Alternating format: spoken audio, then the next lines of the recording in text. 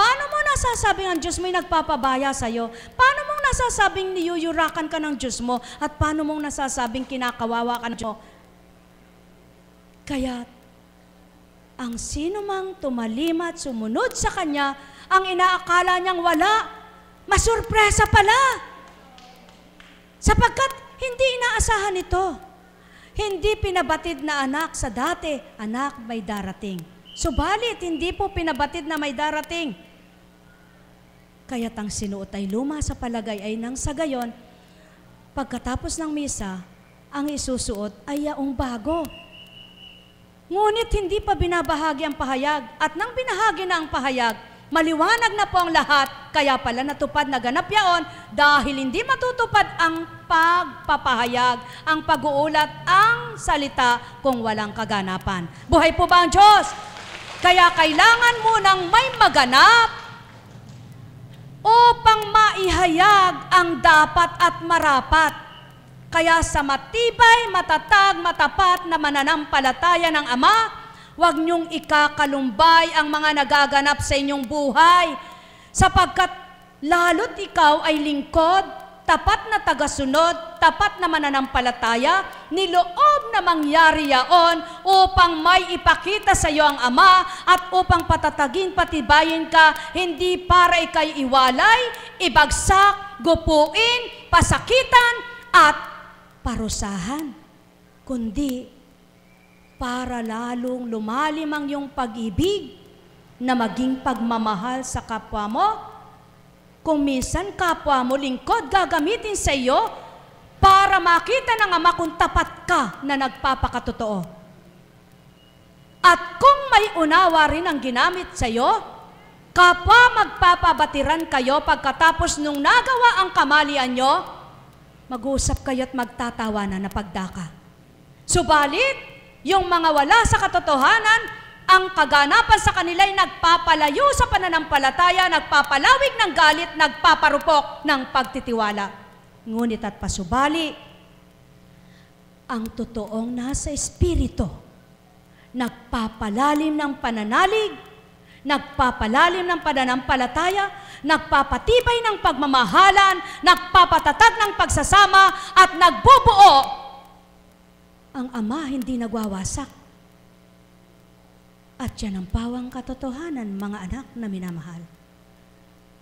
Isinugo ang ibinaba upang buuin ang nawawasak, upang tanglawan ang nadidimlan, upang palakasin ang nanghihina, upang patitagin ang marupok, upang bahaginan ng galak ang nasisiphayo, upang sidlan ang kulang ambangan, upang paapawin ang galak, hindi puot galit, hinanakit, inggit, selos. Sa gayon, mabubuhay ang pag-ibig na tapat at totoo.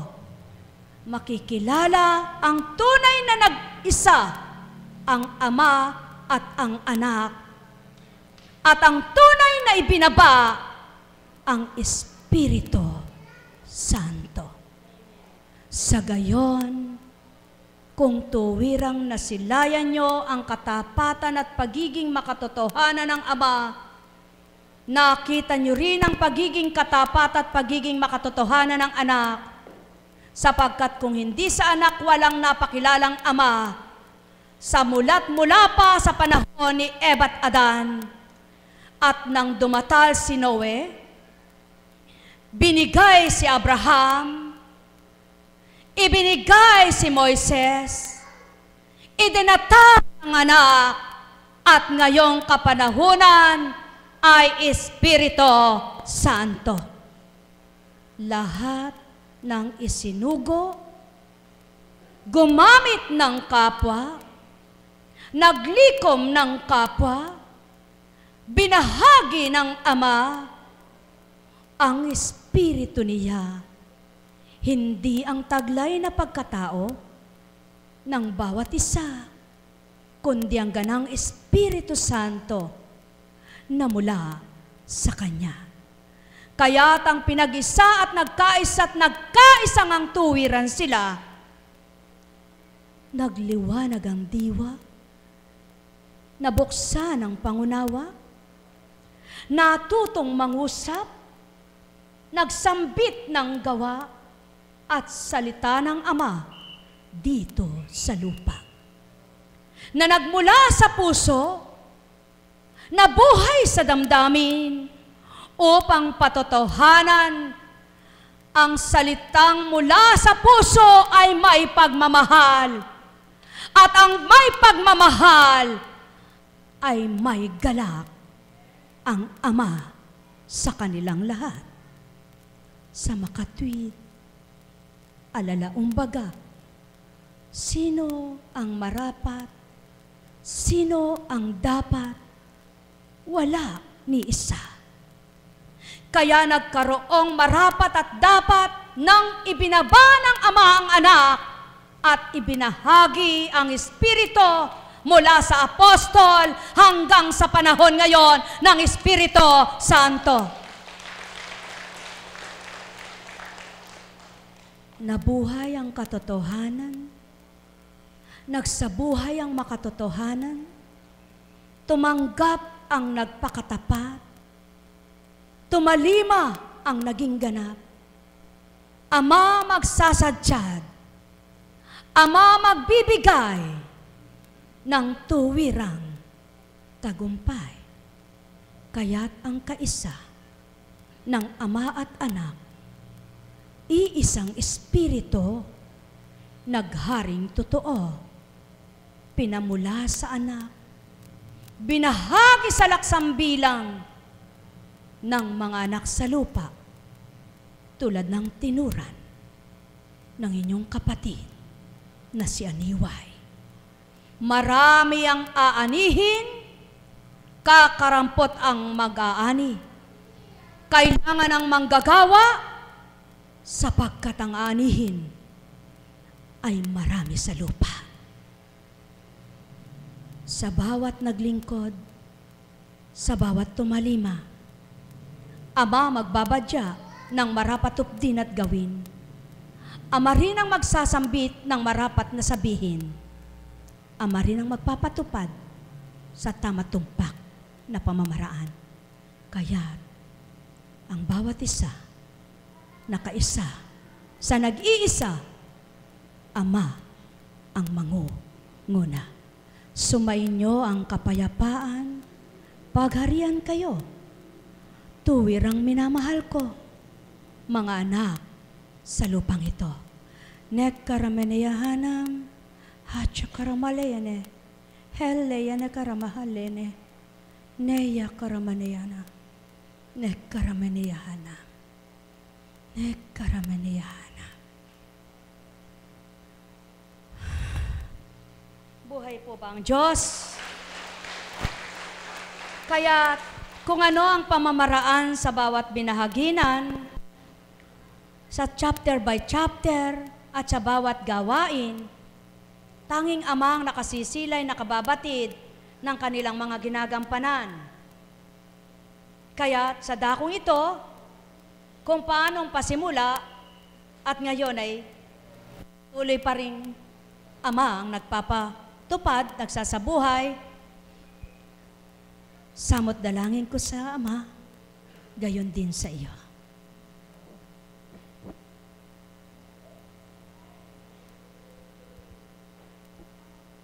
Ang sabi nga, ihanda lang ang sarili. Sapagkat kung si Apo Kunching nakakain na ng isang salop na bigas, ikaw, 2 gatang, mayroon na ba? Ibig bagang sabihin, marami ka pang tatahakin. Hanggang abutin mo ang 1 dekada. At kaya magtibay ka. Sapagkat kung isang mahirap ay nagtatagumpay, ano pa kayang mayaman kung iisa lamang? Kaya't ang bawat isa, pakikipagtipanan, pakikipag-isa sa Ama'y iisa, subalit magkakaiba lamang pamamaraan ng bawat isa. Subalit isa pa rin ang nakatunghay at isang liwanag pa rin ang marapat mangibabaw. Kaya't anuman ang relihiyon, kung yaon ang panuntunan at yon ang tutup din, walang hidwaan. Sapagkat relihiyon lamang yaon, ngunit ang isang Ama, siyang pinangangalandakan at pinagsisigawan, dapat patotoong kaisa nga ang bawat kabahagi ay Ama at Kristo. Kaya nga't maliwanag ang tinuran, Ama, Anak at Espiritu Santo, magkaisa kayo, mga anak ko. Sumainyong kapayapaan, pagharian kayo. Yamang kayo ay naririto. Parangal at papuri, ialay sama. Siyang nagpundasyon, siyang nagtibay, ganap na tag, bubukod sa lahat, nagbahagi ng ganap. Yamang kayo ay naririto, isip at damdamin, paging dapatin nyo, na sumainyo ay Espiritu na mula sa Ama at mula sa Anak na bahagi sa inyo. Yamang kayo ay naririto, sumainyo ang kapayapaan, pagharian kayo ng kagalakan, ganap kalwalhatian, sa inyo ay kamtan. Yamang kayo ay nagsumika, nagsumakit, nagbata, mang sa inyo ay ganap mamon, siyang sa inyo maghaharing ganap, sapagkat kayo ay mahal na mahal ko. Yan ang katotohanan, mga anak na mahal ko.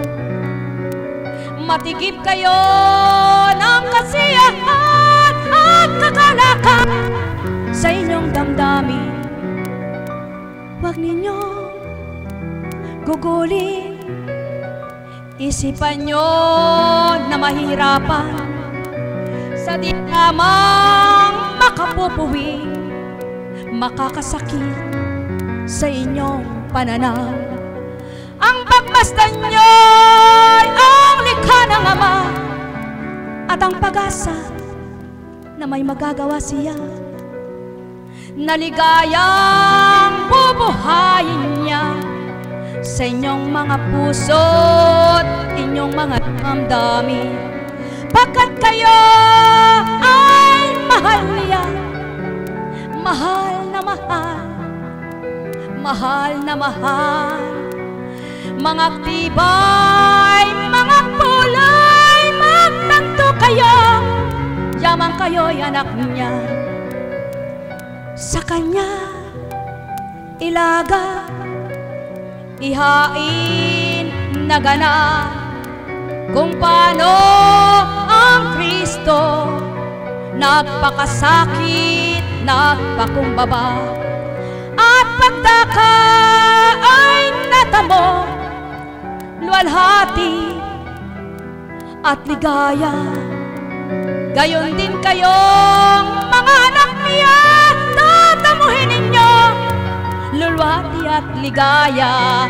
Manalig, magtiwala, maniwala, umasa, manampalataya na may buhay at mabubuhay sa inyo ang galak. Tandaan nyo, mga anak, walang marapat, mangibabaw, kundi Ama ninyong lahat, upang kayong lahat sa Kanya'y magliwanag. O tao, pawang katotohanan.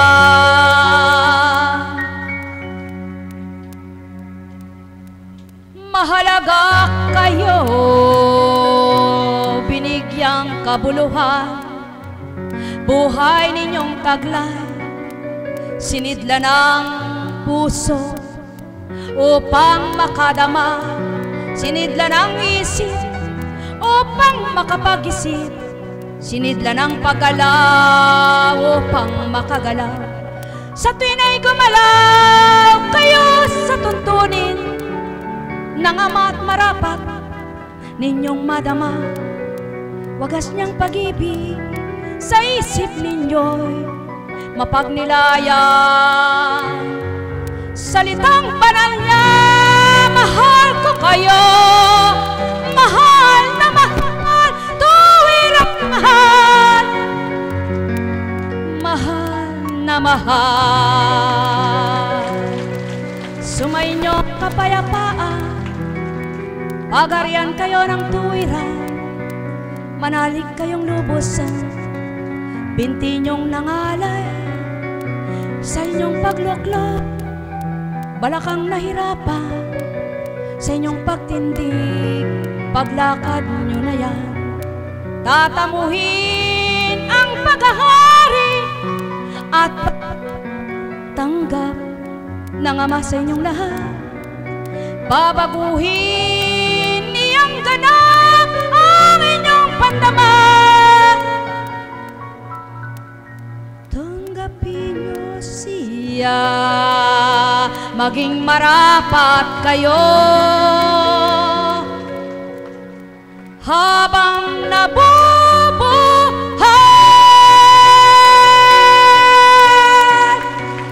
Sama ay manahan, Espiritu niya, kamtin niyong tuwiran,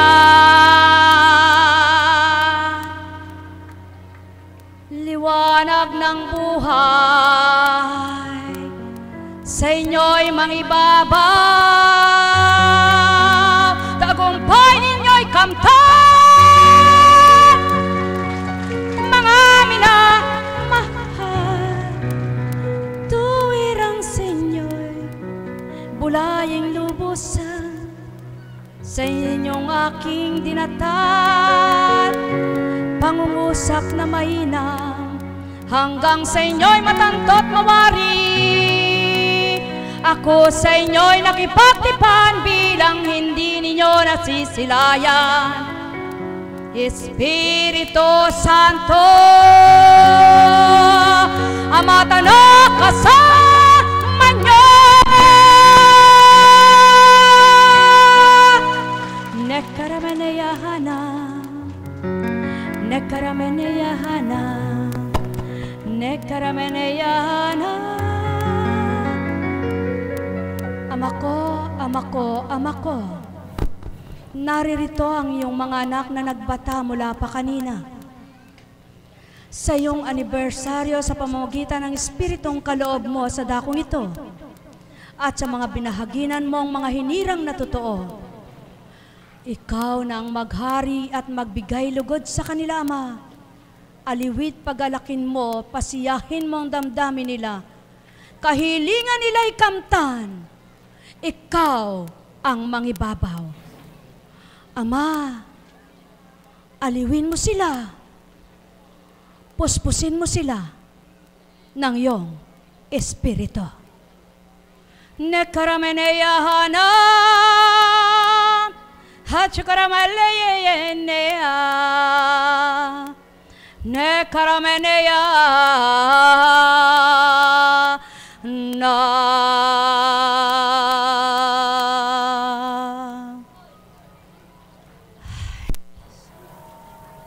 Happy anniversary po sa inyong lahat! Kumusta na po kayo, mga minamahal? Purihin, purihin, purihin ng Ama. Talagang nagbata po kayo, no? Hindi nyo po mararamdaman ng pagod, manalig po kayo. Kung ano man po ang pagkukulang sa hain, punuan na lamang ng hain ng Ama kung ang hain sa pagkaing pangtiyan ay kulang. Ang haing pagkain ng spiritual na pamumuhay at kaluluwa. Mabusog nawa kayong lubos, masyahan nawa kayong ganap, at magalak nawa kayong lahat. Pagpalain po kayo, mga minamahal ko. Kapatirang Divine Mercy, buhay ba ang Diyos? Kapatirang Divine Mercy, may pag-asa ba ang buhay? Kapatirang Divine Mercy, buhay ba ang Kristo? Kapatirang Divine Mercy, buhay ba ang Espiritu Santo? Kung magkagayon, huwag mag-isip ang sinuman nang di mahirapan kailanman. Italaga ninyong lahat, bawat sa inyo'y kagapan. Puso ninyo ay mabusog ng ganang pagmamahal, nang di kayo mawalay sa Diyos amang mahal. Tuntunin niya ay hanapin nyo, sumikapang tuptin. Gawin ninyo ang marapat at sa Kanya ay maghandog ng kalugod-lugod na tuwiran sa inyong marapat na gawa. At mapapatunayan niyang buhay siya sa lahat. Katotohanan lamang ang sakit tinuturan, o aking mga mahal. Pagharian kayong lubos, sinong nagbabata't nagpapagal na mainam, na di niya gagantihan, tulad ng mga nagtatanim na di mag-aani. Walang nagtanim na di mag-aani, walang nagbilad na di masisikatan ng araw na kanyang tinutunghayan. Kaya't manalig ka, magtiwala kang ganap. Ama sa iyo sa tuwi na ay buhay, hindi kailanman sa iyo'y nawawalay. Panaligan mong kapiling araw-araw, maging magdamag man sa iyo'y nakasilay. Hindi kay iiwan sa buo mong buhay, siya'y pagtiwalaan kahit sang saglit. Huwag mong iwaglit sa iyong isip, sa puso mo ay itanim mong ganap. Siya ang Ama, Ama ng liwanag. Siya ang Ama, Ama ng liwanag. Siya ang Ama, Ama ng liwanag. Huwag madimlan kayo kahit saglit. Ama ay Ama, Ama pa rin. Ama ay Ama, at Ama pa rin ito. Kahit na di Pasko ngayong araw na ito, Pasko bawat araw sa Amang mapagmahal. Regalo niya sa inyo'y sa tuwi na ay nakalaan. Kaya't inyong pasalamatan ang buhay na pahiram. Inyong pugayin siya sa inyong buhay. Huwag niyong kaligtaan, siya ang sa inyo'y nagpahiram ng buhay niyong taglay. Kaya't siyang sa inyo sa tuwi na'y dulugan, at huwag niyong kalilimutang siya'y sa inyo ay buhay. Buhay, buhay, buhay kailan paman. Buhay, buhay, buhay kailan paman. Buhay, buhay, buhay kailan paman, noon, ngayon, at kailanman. Di na ba bawasan, kaya't kung ikaw ay mapagmahal, tutuntunin mo kanyang katwiran. Hahanapin mo kanyang kalooban, dadamhin mo at hindi sa kanya ay mawawalay.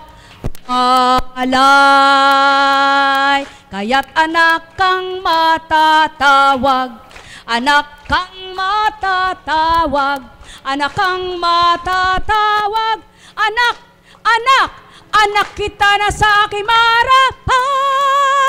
Marapat ba kayong lahat, aking mga anak? Marapat ba kayong lahat? Purihin, purihin, purihin ang Ama. Salamat, salamat, salamat sa kanyang Espiritu. Dahil siya'y buhay, Awitin ay binibigay niya, tono ay binibigay niya, mga bahagi mamaya ay bibigay niya. Kaya tayo na po, prosesyon na tayo. Pagpalain po kayo.